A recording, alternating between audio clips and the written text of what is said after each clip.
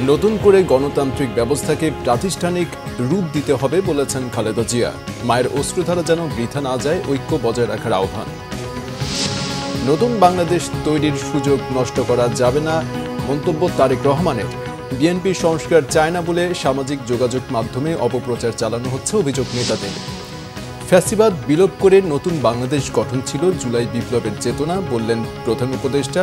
মাসব্যাপী অনুষ্ঠানমালার উদ্বোধন।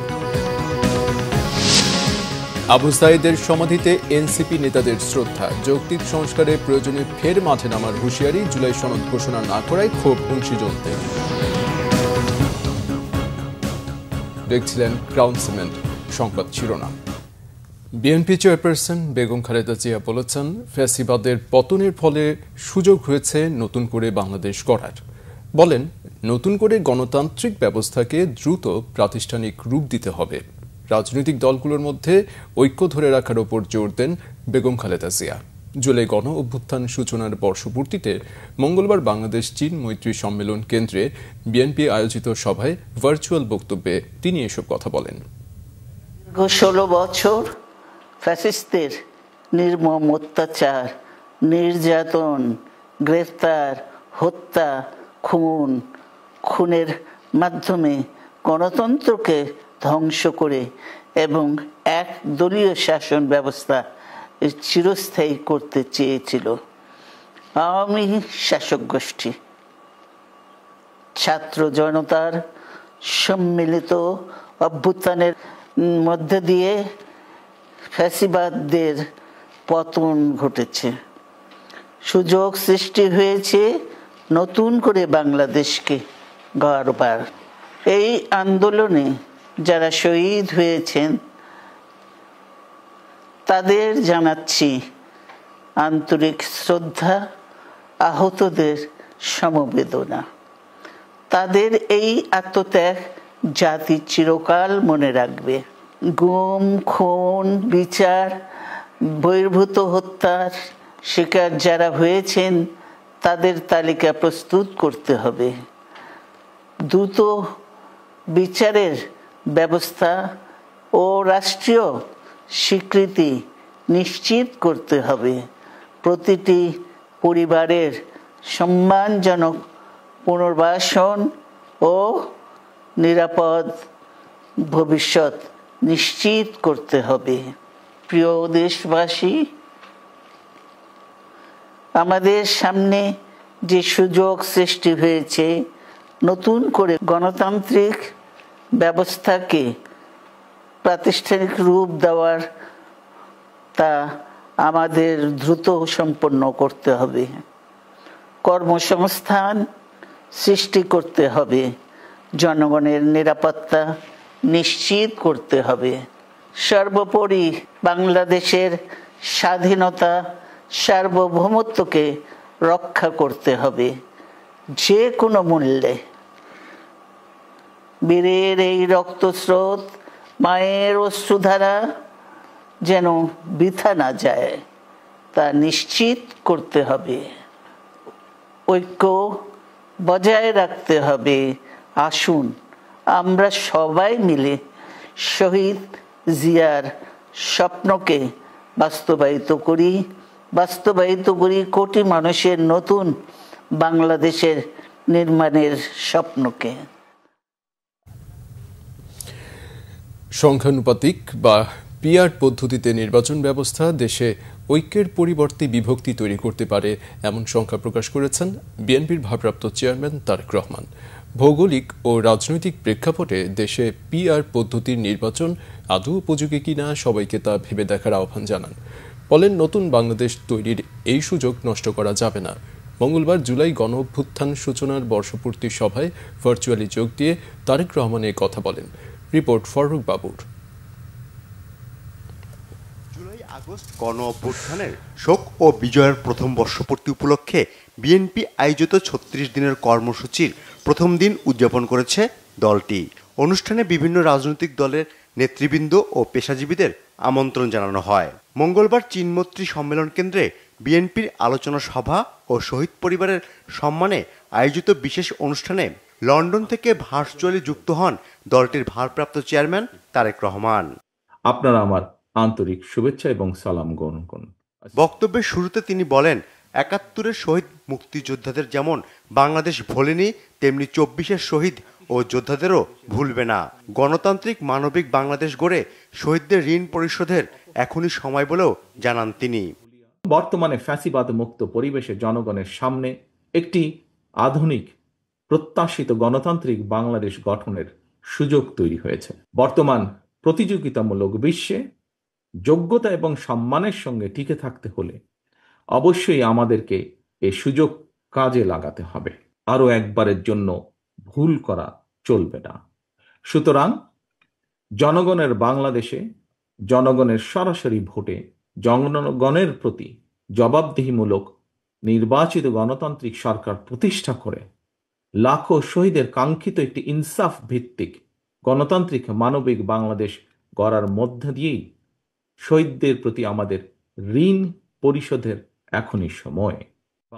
এ সময় তারেক রহমান বলেন, পিআর পদ্ধতির নির্বাচন প্রস্তাবের আড়ালে পুনরায় দেশের রাজনীতিতে নিজেদের অজান্তে পতিত স্বৈরাচারের পুনর্বাসনের সুযোগ করে দেয়া হচ্ছে কিনা তাও ভেবে দেখতে হবে। বিশ্বের কোনো কোনো দেশে সংখ্যাতান্ত্রিক নির্বাচনী ব্যবস্থার বিধান রয়েছে, তবে বাংলাদেশের বিদ্যমান বাস্তবতায় এবং ভৌগোলিক রাজনৈতিক প্রেক্ষাপটে এই মুহূর্তে সংখ্যানুপাতিক নির্বাচনী ব্যবস্থা দেশে ঐক্যের পরিবর্তে বিভক্তিমূলক সমাজ এবং অস্থিতিশীল সরকার সৃষ্টির কারণ হয়ে উঠতে পারে কি না, এই বিষয়গুলো গুরুত্ব সহকারে আরও একবার ভেবে দেখার জন্য আমি সকল রাজনৈতিক নেতৃবৃন্দকে বিনীত আহ্বান এবং অনুরোধ করব। চলমান সংস্কার প্রসঙ্গে বিএনপির ভারপ্রাপ্ত চেয়ারম্যান বলেন, সব প্রস্তাব বাংলাদেশের প্রেক্ষাপটে উত্তম কিনা সেটি বিবেচনা করা দরকার। রাষ্ট্র এবং রাজনীতিতে সংস্কার এবং বিচার কার্যক্রম চলমান প্রক্রিয়া।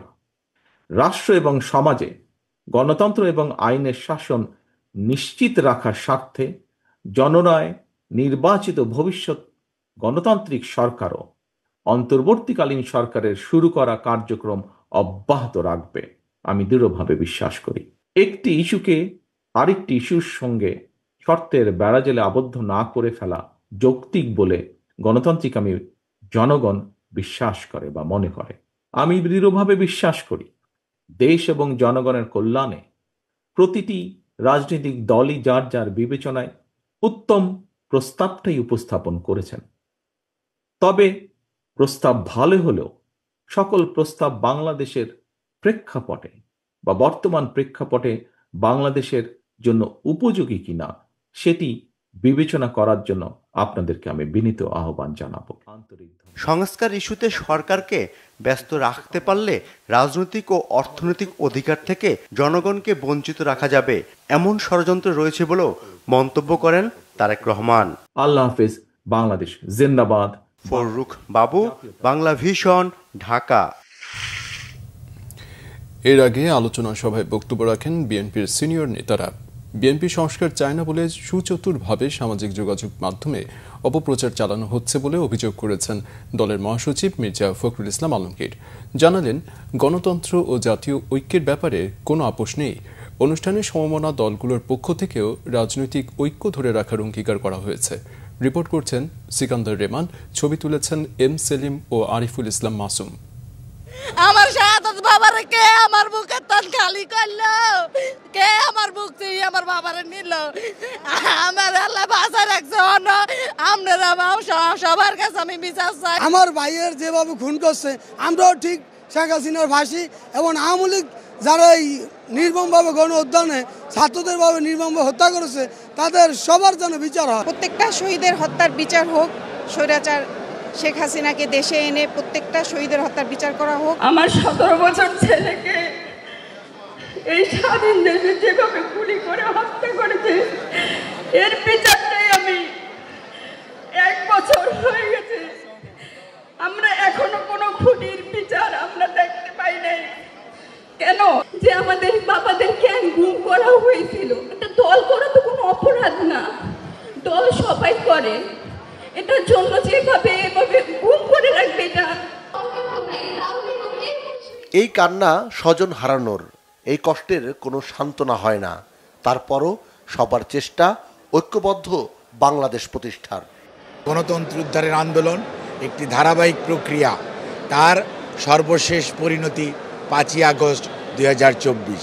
সেজন্য বিএনপি শ্রদ্ধার সঙ্গে বিগত 17 বৎসর সহ জুলাই আগস্টকে স্মরণ করে। মতভেদ থাকবে, প্রতিযোগিতা থাকবে, কিন্তু কোনোভাবেই আমরা বৃহত্তর স্বার্থের জন্য আমরা ক্ষুদ্র স্বার্থ ভুলে গিয়ে এক এবং ঐক্যবদ্ধ থাকতে হবে সকল রাজনৈতিক দলকে। সকলকে নিয়ে ঐক্যবদ্ধভাবে আগামীর বাংলাদেশ গড়ে তোলার লক্ষ্যে ইতিমধ্যেই কিন্তু বিএনপি 31 দফা জাতির সামনে উপস্থাপন করেছে। নতুন বাংলাদেশ নির্মাণের জন্য তারা জীবন দিয়েছে, আমরা জীবন দিয়ে তাদের স্মরণীয় বরণীয় করে রাখবো। আজকের এই প্রোগ্রামের মধ্যে দিয়ে প্রমাণ হচ্ছে দেশটা তারেক রহমান আমাদের হারিয়ে যাওয়া যারা সহযোদ্ধা তাদেরকে কিভাবে মনে করছেন। পতিত স্বৈরাচার আর যেন তারা রাজনীতিতে অনুপ্রবেশ করতে না পারে, তার জন্য সবাইকে সতর্ক থাকতে হবে। স্বৈরাচারের সাথে যারা আপোষ করবে তাদেরকে একই পরিণতি হবে। পতনের মাধ্যমে ইনশাল্লাহ বাংলাদেশ জাতীয়তাবাদী দল আগামীতে নির্বাচনে জনগণের ভোটে ইনশাল্লাহ দেশের ক্ষমতায় আসবে এবং আমরা জনগণের জন্য কাজ করব। বিএনপি আগামী দিনে ক্ষমতা আসুক বা না আসুক, জনগণের পাশে সর্বতভাবে সবসময় থাকবে ইনশাআল্লাহ। আমরা চেষ্টা করব, এদেশের মানুষ চেষ্টা করবে যাতে গণতন্ত্র ফিরে আসে। জনগণ যদি বিএনপিকে রাষ্ট্র ক্ষমতায় বসায় তাহলে আমরা আমাদের সব শক্তি দিয়ে আমরা এই পরিবারগুলোর পাশে থাকব। আমরা অবিলম্বে ভোটের অধিকার চাই এবং নির্বাচনের তারিখ ঘোষণার দাবি জানাচ্ছি। মানুষ দীর্ঘদিন পর্যন্ত ভোট দিতে পারে না, ভোটাধিকার আদায় করতে পারে না। মানুষের আকাঙ্ক্ষাতে ভোট দেওয়ার জন্য মানুষ অধিক আগ্রহে অপেক্ষা করতেছে।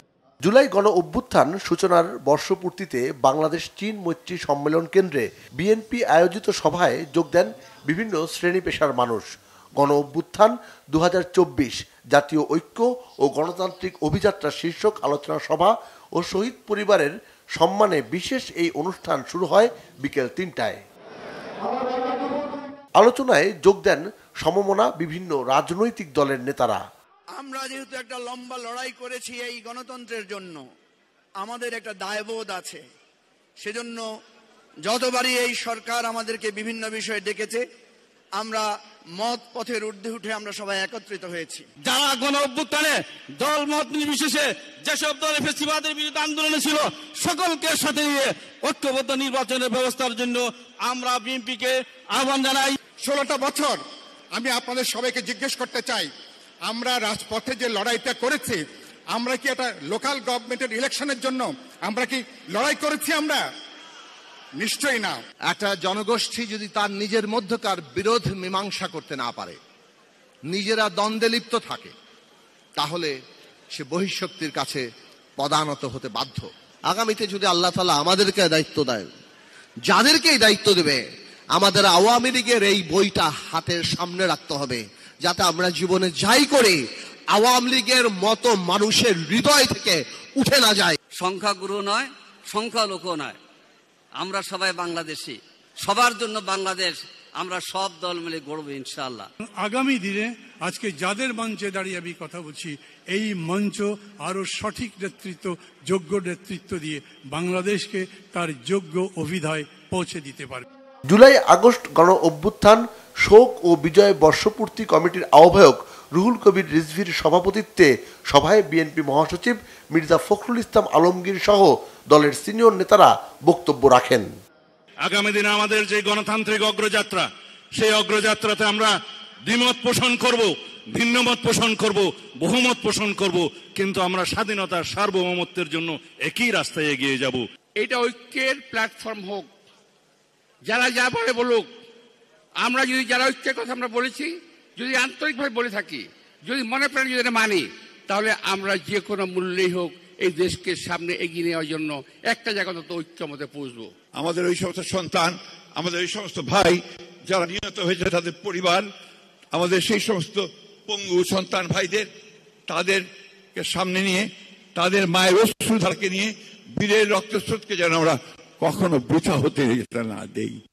আলোচনা, স্মৃতিচারণ ও আগামীর বাংলাদেশের বক্তব্যে পুরো অনুষ্ঠান জুড়ে আবেগঘন পরিবেশ তৈরি হয়। গণতান্ত্রিক শাসন ব্যবস্থা, আইনের শাসন ও মানবাধিকার প্রতিষ্ঠার কথা ছিল সবার কণ্ঠে। জুলাই আগস্টের চেতনা বাস্তবায়নে সবার আগে প্রয়োজন খুনিদের বিচার, এমনটাই বলছেন শহীদ পরিবারের সদস্যরা। সেই সঙ্গে সংস্কারের গুরুত্বের পাশাপাশি দ্রুত, অবাধ, সুষ্ঠু ও গ্রহণযোগ্য নির্বাচনের তাগিদ দিলেন তারা। যে নির্বাচনের মাধ্যমে একটি গণতান্ত্রিক সমাজ প্রতিষ্ঠা হবে এবং আইনের শাসন প্রতিষ্ঠা হবে বলে বিশ্বাস করছেন এখানে আসা সাধারণ মানুষ। সিকান্দার রেমান, বাংলা ভিশন, চীন মৈত্রী সম্মেলন কেন্দ্র, ঢাকা। প্রধান উপদেষ্টা ডক্টর মোহাম্মদ ইউনূস বলেছেন, ফ্যাসিবাদ বিলোপ করে নতুন বাংলাদেশ গঠন ছিল জুলাই বিপ্লবের চেতনা। লক্ষ্য ছিল রাষ্ট্রকে জনগণের হাতে ফিরিয়ে দেয়া। তিনি বলেন, সামনের পথ অনেক কঠিন হলেও বড় ধরনের সম্ভাবনাও রয়েছে। স্বৈরাচার আবার কোনোভাবে যাতে মাথাচাড়া দিতে না পারে সেজন্য দেশবাসীকে ঐক্যবদ্ধ থাকার আহ্বানও জানান প্রধান উপদেষ্টা। রিপোর্ট সৈয়দ আব্দুল মুহিতের। আমাদের সামনের পথ অনেক কঠিন। জুলাই আন্দোলনের বর্ষপূর্তি উপলক্ষে মাসব্যাপী অনুষ্ঠানমালার উদ্বোধন করেন প্রধান উপদেষ্টা ডক্টর মোহাম্মদ ইউনূস। তেজগাঁওয়ে প্রধান উপদেষ্টার কার্যালয় থেকে তিনি এ কার্যক্রমের উদ্বোধনের পাশাপাশি জাতীয় বিশ্ববিদ্যালয়ের 3 শিক্ষার্থীর হাতে শিক্ষাবৃত্তির চেক তুলে দেন। অনুষ্ঠানে তিনি বলেন, মাসব্যাপী কর্মসূচি শুধু জুলাইয়ের সাথে সম্পৃক্তদের স্মরণ নয়, বরং একটি নতুন শপথ। আমরা প্রতি বছর এটা করব, যাতে কোনো স্বৈরাচারের কোনো চিহ্ন দেখা গেলে সেটা তাৎক্ষণিকভাবে আমরা বিনাশ করতে পারি। সেটার জন্য এটা অত্যন্ত গুরুত্বপূর্ণ। স্বৈরাচারের প্রথম পাতা মেলার আগেই যেন আমরা তাকে ধরে ফেলতে পারি। 16 বছর যেন আমাদের অপেক্ষা করতে না হয়। প্রধান উপদেষ্টা বলেন, ফ্যাসিবাদ বিলোপ করে নতুন বাংলাদেশ গঠন ছিল জুলাই বিপ্লবের চেতনা। জনগণ 16 বছর পর অভ্যুত্থানের মাধ্যমে তাদের সেই লক্ষ্য পূরণ করেছে। জুলাই ছিল দেশের গণতন্ত্র পুনরুদ্ধারের লড়াই, এক অমোঘ ডাক,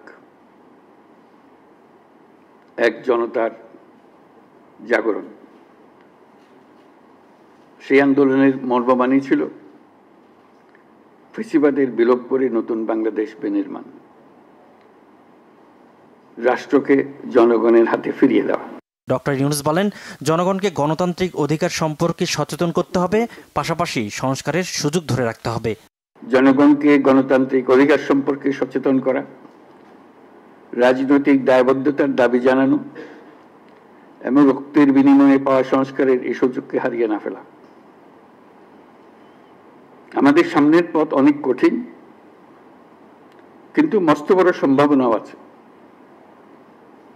ইতিহাস সাক্ষ্য দেয়, জনগণ যখন জেগে ওঠে তখন কোনো শক্তি তাকে রুখে দিতে পারে না। জুলাই মাসকে গণজাগরণ এবং ঐক্যের মাসে পরিণত করতে দেশবাসীর প্রতি আহ্বানও জানান প্রধান উপদেষ্টা। আসুন এই জুলাই মাসকে পরিণত করি গণজাগরণের মাস। সৈয়দ আব্দুল মুহিত, বাংলা ভিশন, ঢাকা। সম্ভাবনাও আছে। জুলাই সনদ বাস্তবায়ন না হওয়া পর্যন্ত এক পা পিছু হটবে না বলে জানিয়েছেন এনসিপির আহ্বায়ক নাহিদ ইসলাম। এছাড়া দেশের মানুষের অধিকার আদায়ে প্রয়োজনে ছাত্র জনতাকে সাথে নিয়ে আবারও রাজপথে নামার হুঁশিয়ারি দেন এনসিপির নেতারা। রংপুর থেকে শাহ নেওয়াজ জনির ক্যামেরায় জুয়েল আহমেদের রিপোর্ট।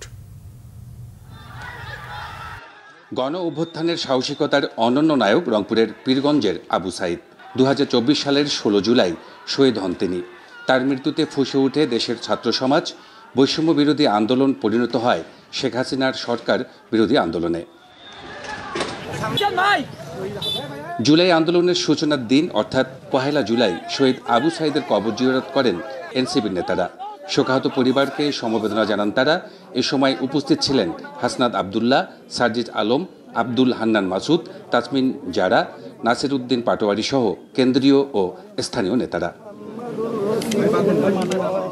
দলটির আহ্বায়ক নাহিদ ইসলাম বলেন, জুলাই গণ অভ্যুত্থানে শুধু স্বৈরাচারী সরকার পতন আন্দোলন ছিল না, তা ছিল নতুন বন্দোবস্তের আন্দোলন। একটি দল পরিবর্তন বা ক্ষমতার হস্তান্তরের জন্যই গণ অভ্যুত্থান ঘটেনি।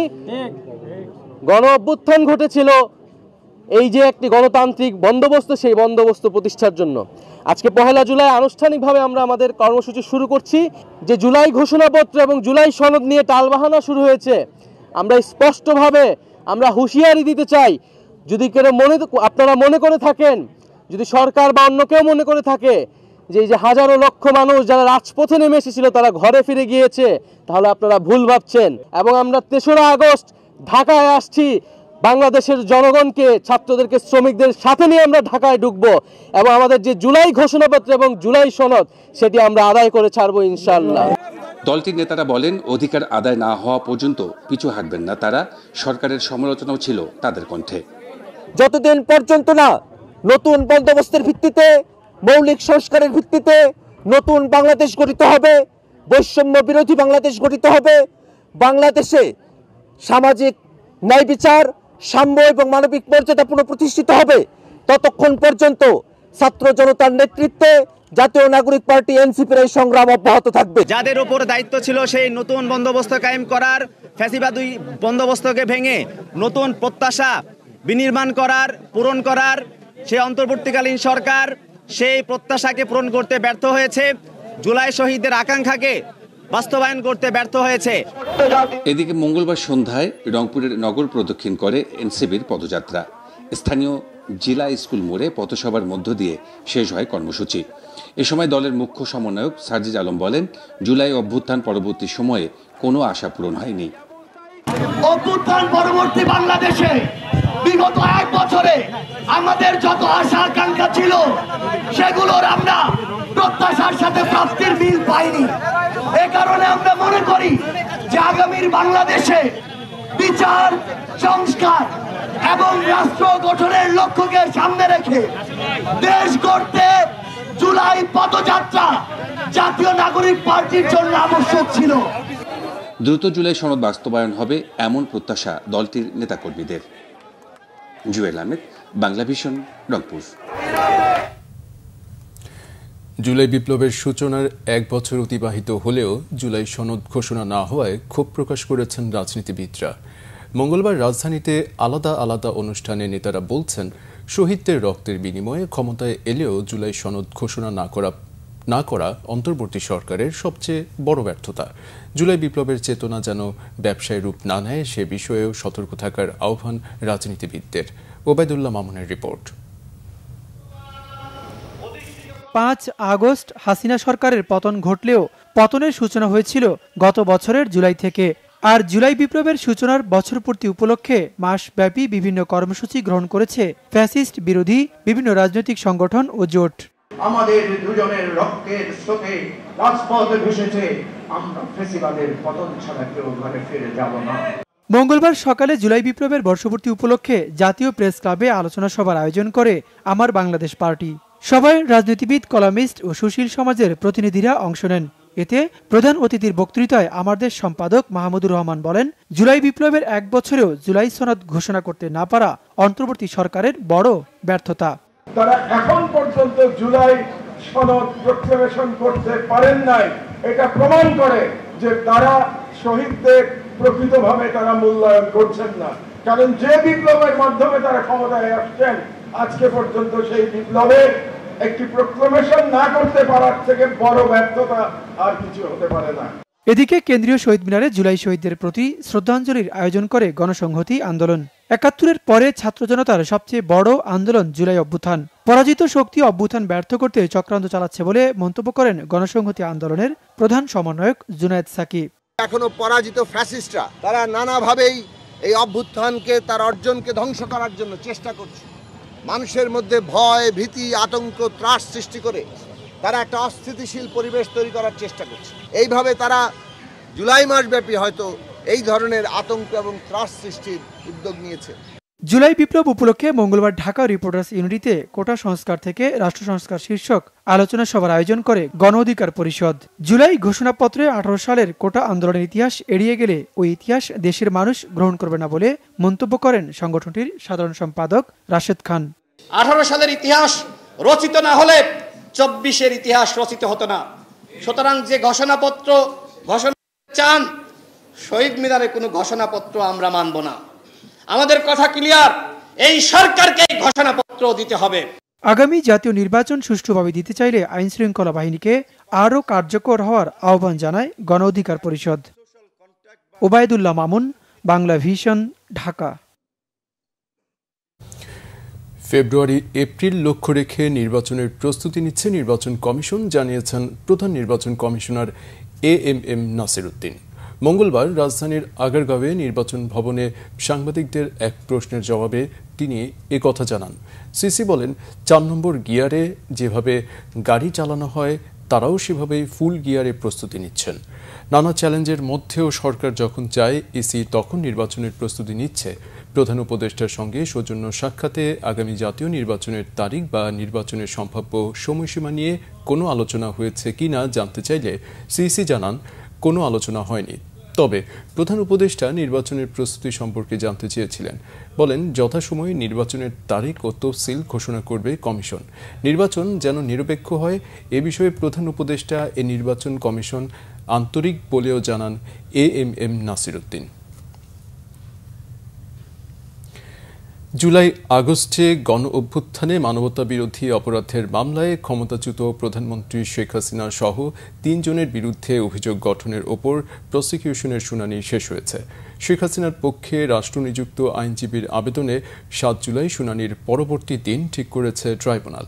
মঙ্গলবার বিচারপতি মোহাম্মদ গোলাম মর্তুজা মজুমদারের নেতৃত্বে ৩ সদস্যের ট্রাইব্যুনালের কার্যক্রম শুরু হলে চিফ প্রসিকিউটর তাজুল ইসলাম আসামিদের অপরাধের বর্ণনা দিয়ে অভিযোগ গঠনের আবেদন জানান।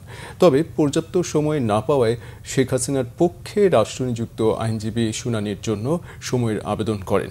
আর সাবেক আইজিপি চৌধুরী আবদুল্লাহ আল মামুনের আইনজীবী অভিযোগ গঠনের ওপর কোনো শুনানি করতে চাননি। উভয় পক্ষের শুনানি শেষে সোমবার পরবর্তী দিন ঠিক করে আদেশ দেয় ট্রাইব্যুনাল। জুলাই আগস্ট গণ অভ্যুত্থানে সংগঠিত মানবতা বিরোধী অপরাধের জন্য সাবেক প্রধানমন্ত্রী শেখ হাসিনা, সাবেক স্বরাষ্ট্রমন্ত্রী আসাদুজ্জামান খান কামাল ও সাবেক আইজিপি চৌধুরী আবদুল্লাহ আল মামুনের বিরুদ্ধে 5টি অভিযোগ আনা হয়। অপর 2 আসামি পলাতক থাকলেও কারাগার থেকে সাবেক আইজিপি চৌধুরী আবদুল্লাহ আল মামুনকে ট্রাইব্যুনালে নেওয়া হয়। প্রহসনের নির্বাচন আয়োজনের দায় স্বীকার করে আদালতে জবানবন্দি দিয়েছেন সাবেক CEC K M Nurul Huda. আদালতে সাবেক CEC K M Nurul Huda জানিয়েছেন, 2018 সালে তার অধীনে আয়োজিত জাতীয় নির্বাচন ছিল প্রহসনমূলক। মঙ্গলবার বিকালে ঢাকার অতিরিক্ত মেট্রোপলিটন ম্যাজিস্ট্রেট মোহাম্মদ জিয়াদুর রহমানের আদালতে এ স্বীকারোক্তি দেন তিনি। জবানবন্দি দেওয়ার পর সাবেক এই সিইসিকে কারাগারে পাঠানোর নির্দেশ দেয় আদালত। এর আগে 22 জুন উত্তরার নিজ বাসভবনে কে এম নুরুল হুদাকে আটক করে পুলিশের কাছে সোপর্দ করে স্থানীয় জনতা। পরদিন আদালতে তোলা হলে 4 দিনের রিমান্ডে পাঠানো হয়।